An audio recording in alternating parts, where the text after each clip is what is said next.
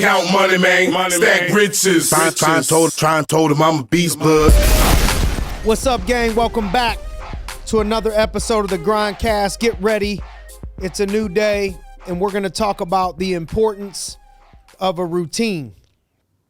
So I think first I'll give you an analogy of sports, dance, music,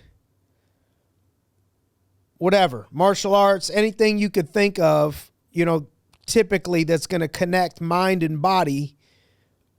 You start out with a warm-up first. You don't just show up. If the dance routine starts at 1, you ain't storming in there at 12:55 ready to compete, ready to let it rip.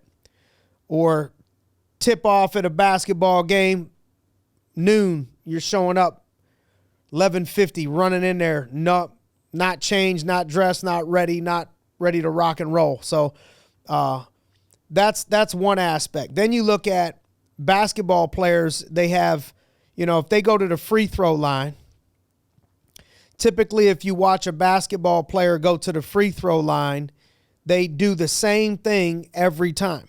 So they'll dribble it 3 times, spin it, and then shoot it, or whatever their routine is. Baseball player, very similar. If you watch them before they go up to bat. Pitcher, very similar before they throw a pitch.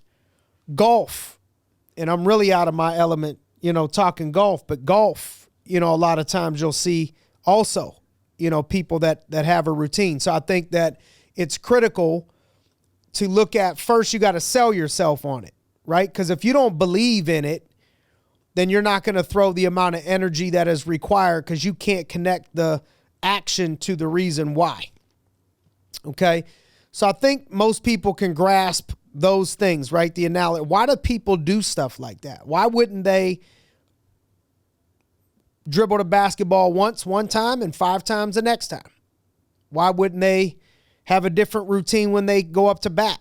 Why don't a football team just show up 10 minutes before the game?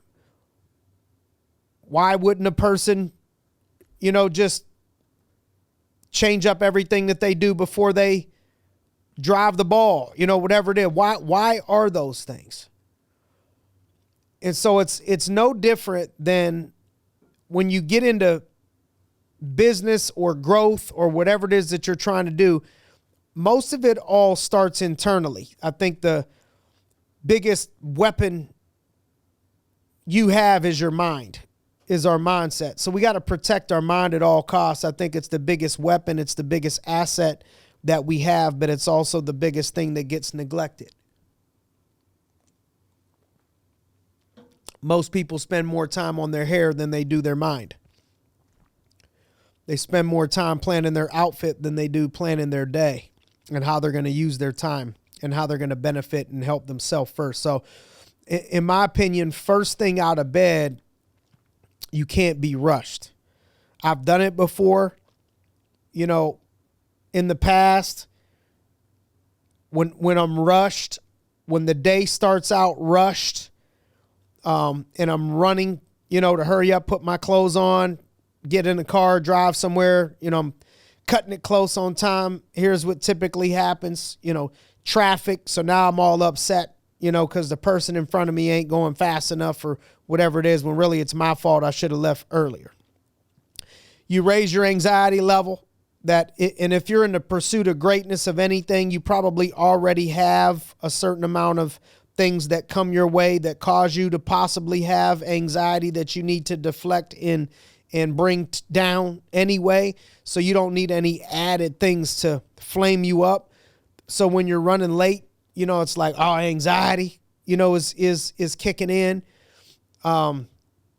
Grouchy, you get aggressive. So your ability to have patience for things and people in a day, can look like a water bottle, and the goal is to increase your capacity so you have more patience. Some of us, I didn't have a lot of patience when I started, so you may start out with like 12 ounces of patience or 32 ounces of patience. Some people, God bless them, they got a gallon of patience.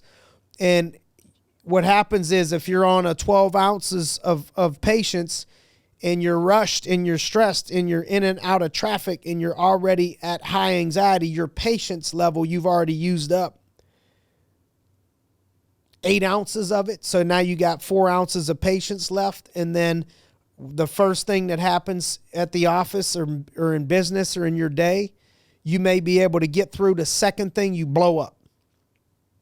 Right? Those are the things that we do that we're like, man, I regret saying that to somebody. I regret doing that. It's because you lost your patience. And a lot of times it's because you haven't had a chance to warm your mind up, warm your body up, so you're putting yourself under stress that your mind isn't prepared to carry the load for the day for.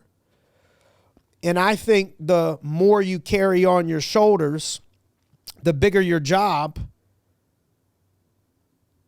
the more important it is for you to have a routine and ritual. So like one of my secrets to this is the night before. This is a big one. I always have my clothes out the night before. You can ask my family if I travel on the road, if I'm in a hotel. The first thing that I do if I travel and I get to a hotel is I unpack my bag. I put all my things in drawers. I hang up all the stuff. I know where everything is at. All that got to be organized. And I'm not a super organized person, but these things have to be organized for me. My schedule has to be organized and planned. My clothes and all that have to be organized so I could be efficient and my mind could just focus on other things. But getting back to the night before, the clothes are already laid out already for the next day, always prepared. Gym clothes, if we're going to the gym, whole thing is out. Washcloth is out. Everything we need is out. Everything's in a bag. All the clothes are ready to rock. Everything is done. So then when I get up, it's not about planning and grabbing things and turning lights on and stressing myself out about what I'm going to wear. That stuff is already done. So I focus in the morning on my mind and my spirit first. So scripture, prayer, getting myself into that routine, typically breath work, some breathing, things that I do, books, audio books, podcasts. But really, even before I start most of that, I drink a lot of water. So I'll get up and drink 32 ounces of water. I'll take a probiotic. And it really doesn't matter what I'm doing. It's all that matters is you just got to have a routine and a ritual. I think it's important to hydrate yourself in the morning. You haven't drank anything for 6 to 8 hours. Your body's dehydrated typically when you wake up. So, I hydrate myself. I put the things that I know I need from a nutrition standpoint in my stomach, first. And it already just gets me in a rhythm of this is what we do. This is what we prepare ourselves for. It's a rhythm and a routine like somebody that's getting ready to shoot free throws. So I'm typically up 3 hours before I plan on talking to anybody or doing anything. So all that 3 hours is dedicated to getting myself right first, whatever that requires. Not rushing, taking care of my mind, body, spirit, all that stuff first. And understand this. People think that I want to do this. Really, I don't. Really, I would rather just sleep in, not set an alarm, beat to my own drum, work out later on in the day. Those are the things that I would rather do. I would rather do those things. I would rather stay up a little bit later. Last night I forced myself to go to bed. I wanted to stay up an extra hour and a half. There's things that I had to get done that I wanted to get done. Wanted to hang with the kids a little bit longer last night. They were playing a board game. So it's like I usually want to stay up later. I usually would like to sleep longer and start those things later. But I know the effects that has on my role as a dad, as a husband, and as a leader, either I'm going to neglect myself, which brings down the ability that I have to serve those three areas, or I'm going to drop the ball in some of those other areas by going in the afternoon because I slept in longer, and I'm going to work out for 2-3 hours, in the afternoon by the time you shower, dress, get there, drive home, all that. 12 o'clock, 2 o'clock, 3 o'clock, 4 o'clock. Those are it's prime time. People need me. People are calling me, talking me, FaceTiming me, I'm neglecting staff, employees, independent contractors that I lead, board, things that need done for the youth program, my children. They're up. When I'm up early in the morning, all I'm taking from is myself. Nobody's up. Nobody wants to talk to me at 6 o'clock in the morning. Nobody wants to talk to me typically at 7 o'clock in the morning. So it opens up the whole day.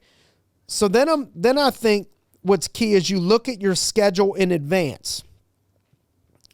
So you review your schedule always at least one day out. So you look, let's say today's Friday, you look at Saturday in advance. Look at your whole schedule, which to me, best place for it is in my phone calendar because it goes with me wherever I go. So I look at that schedule. So I'm already ahead of tomorrow. There's no surprises. It's not like, I forgot that, or I wasn't prepared for that. That is a lack of discipline and a lack of looking forward. Has that happened to me? Yes. In a year, how often does that happen to me? I think twice, maybe, out of 365 days, where I'm looking and the next day I wake up and I'm surprised and I'm like, oh my, I forgot about that. It's because I'm always looking today at tomorrow. Really, I'm looking at the whole damn week. I'm always looking in advance. Sunday, I'm looking at what do I got Friday? What do I got Thursday? What do I got Tuesday? What do I got Monday? What do we have?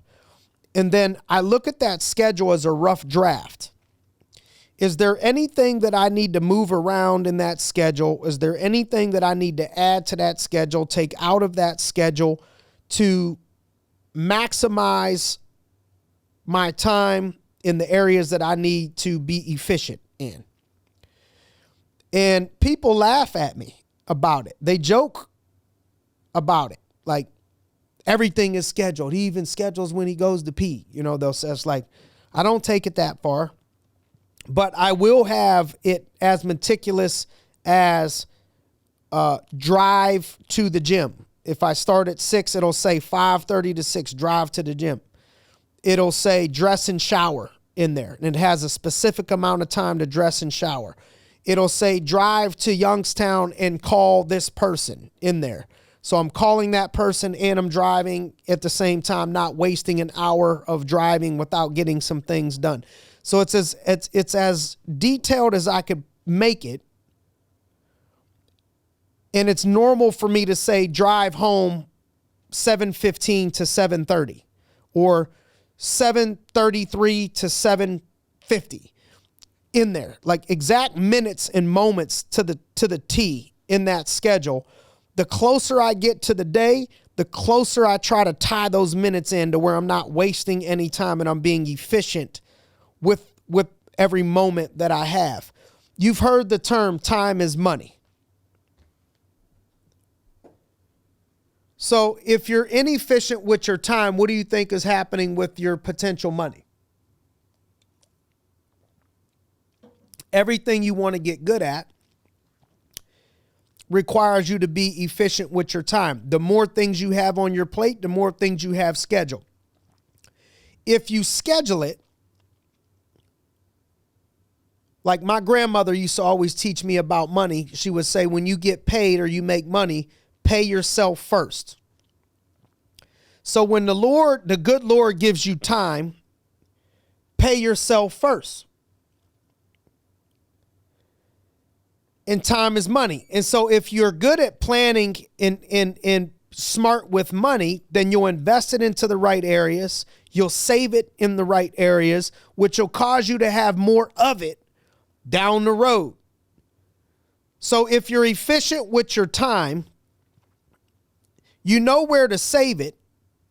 You know where to invest it to get a return. You're going to have more time down the road.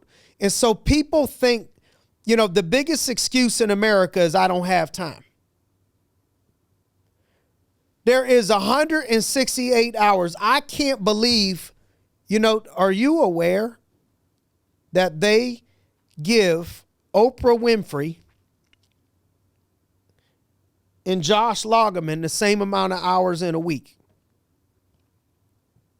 It's crazy. Did you know that they give LeBron James, Alex Rodriguez, and Michael Yauk the same amount of hours in a week? We all get 168. We all get 168. That's fair. So what happens is there's no way to add more time really to what it is that you get. However, if you're good with investing the hours properly, over time you'll be able to do things that will create more time through hiring other people, through being able to delegate to other people. And you'll also create more time for the things that you make excuses about. You do have time to work out. You're not putting it in your schedule. You're not planning it. Put it in there. Like it's the old science project where you have 2 jars, and in one jar you put 3 big rocks in first. And then you put all these pebbles in and they fit. Then the other jar, you put all the pebbles in first, and then you try to put the 3 big rocks in. Pero they don't fit, papi. They don't fit. And so what happens is so many people get cluttered with the little pebbles because they don't plan and put the big rocks in first. And so then they make the excuses that the rocks don't fit. And the rocks typically get to be neglecting of yourself or neglecting of your family. And then the excuse is they don't fit because of my job, or they don't fit because of this. It's not true. The truth is you need to accept personal responsibility for being inefficient with your schedule and a lack of planning and preparation. Proper planning prevents piss poor performance. People don't plan to fail. You know it. Exactly. They fail to plan. So let's not fail to plan. If you put the big rocks in first, here's what I got to do with my husband. Here's the hours I'm spending with my wife. Here's the hours that I'm spending with my kids. Here's the hours that I'm working out. Here's when I'm going to bed. There's no routine and ritual. This is another one where people drop the ball. They don't plan when they're going to go to bed. They wing it. They just go to bed whenever the clock, their minds get tired. In order to prioritize sleep, because then people say, well, I don't have time to sleep. Yes, you do. You're lacking discipline. So if you got to get up at 5:30 and you know you need 7 hours of sleep, you rewind, it's 10:30. That's what time you need to be sleeping. So there's a plan that I go to bed at 10. It's going to take me 30 minutes to get settled or whatever and fall asleep. So the goal, if you know it typically is harder to get it done, you set the goal for an hour earlier. Say, man, my goal is to go to sleep at 9:30. I'm going to start that process because it's going to take me time, or I'm going to run a little bit later, or whatever it is, because sleep is important. I'm a grinder. This is the GRINDcast. I used to think sleep was for suckers. Now, is there days where sometimes you have to sacrifice sleep? Absolutely. Do I have days where it's just impossible? I got to get 5 hours of sleep? There is. But what I usually don't do, especially if the day's important, is I don't neglect myself. I get up and I work on myself. But there's times where I lack in that area, but 90% of the time we're getting sleep. We're getting 7 hours, 8 hours, rarely 6 hours of sleep because it's planned and it's prepared. You got to get sleep. Your body needs sleep. I used to think it was an award and a trophy to run off of less sleep. I still can do it with the best of them. But I know it's not healthy for your body. You get more agitated. You have less patience. You're not as efficient. You're not as effective. And so I think you need to help yourself and prioritize sleep. So it all goes into taking care of yourself. The key is not to prioritize what's on your schedule, but to schedule your priorities, says Stephen Covey. And it's not, there's another one I remember hearing John Maxwell say. John Maxwell used to say, it's not that will your calendar be filled. You're going to be busy. Everybody is busy. It's what will your calendar be filled with? And you got to ask yourself, are you being efficient with the calendar and with the 168 hours that you're given, or have you been lacking discipline? Have you been making excuses? And I'll throw one more tidbit in there before we close. Those of you on the grind, on the hustle, on the push, you'll have people telling you, you're not promised tomorrow. So true. But I think people use extremes to justify their lack of results or lack of wanting to grind. So it's like, I want to be successful, but, it's more important to me to be a good dad. It's more important to me to be a good husband. Who says that you have to only do one? Why can't you be a good dad and a husband and be good in business? Who told you that is an excuse? Or, I want to work hard, but, we're not promised tomorrow. We can be gone in a year. Very true. Very true. Just like if I give you a pile of money today, you could say, I could be gone in a year. So I might as well just spend it all. Right? So if somebody gave you $1 million today and said, here you go. Here's $1 million. How much of it do you think you should save? How much of it do you think you should spend? And how much do you think of it you should invest? So 3 different things. Spending it is like, man, these are clothes, enjoyable activities, things that probably ain't going to give you a return. But you need to do some of them and want to do some of them, and you should enjoy yourself, right? You should. Then there's investing. Investing is something that I want to put time in or put money into that I expect down the road to give me a return so it continues to multiply and grow. Right? So there's save, there's spend, and then there's invest. Save is just, man, I'm not taking a big risk with this. I'm just setting it to the side. Your time is the exact same thing.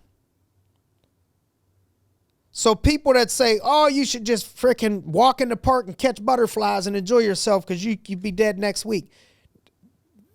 That's irresponsible. It's possible, but it's not likely.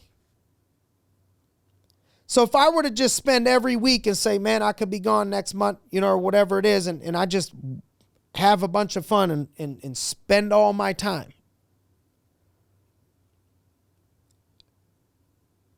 What happens in 30 years when it's like, oh shit, I'm still living? What did I set aside for myself? Because you were always thinking of worst case. Now, is it good to have a mindset of gratitude,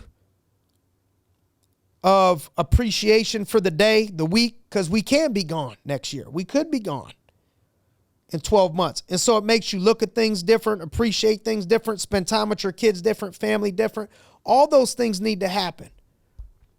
Enjoy yourself. All that should happen. You got to spend some. You got to have some fun. You got to do that.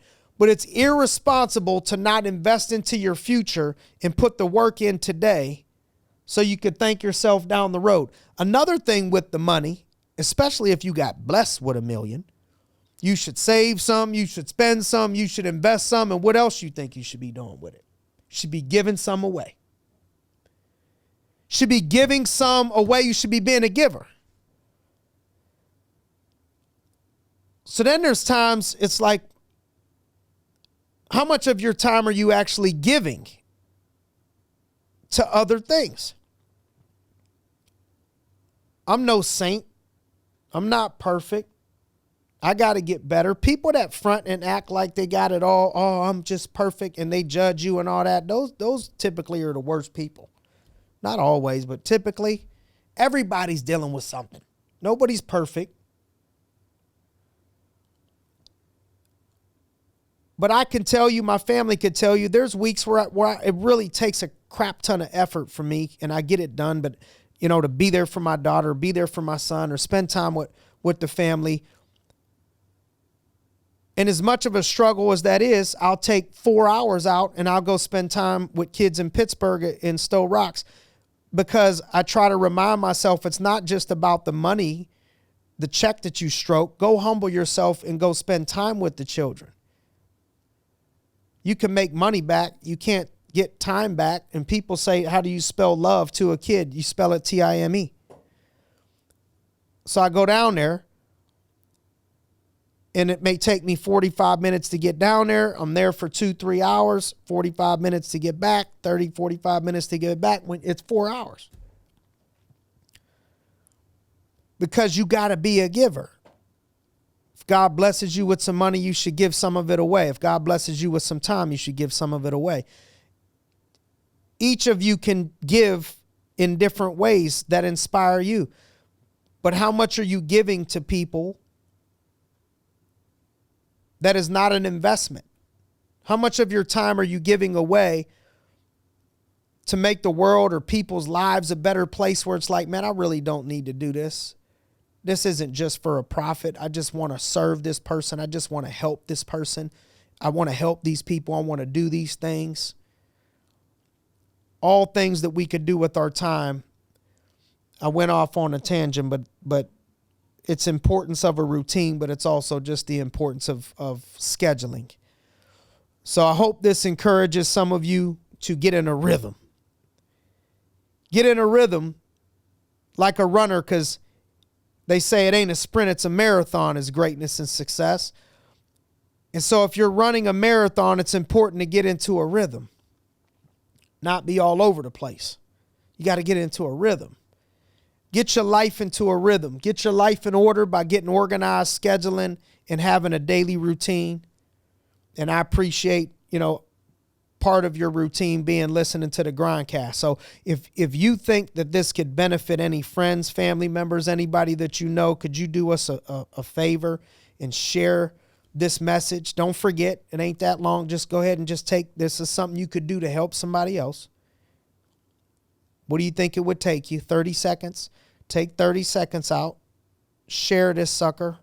Like, comment, share, all that. Show us some love. We ain't making no money on this thing. This costs us money to go out there and try to serve people and impact people. And so if we're impacting you in any way, shape, or form, help us to impact other people, and also give us a shout and let us know.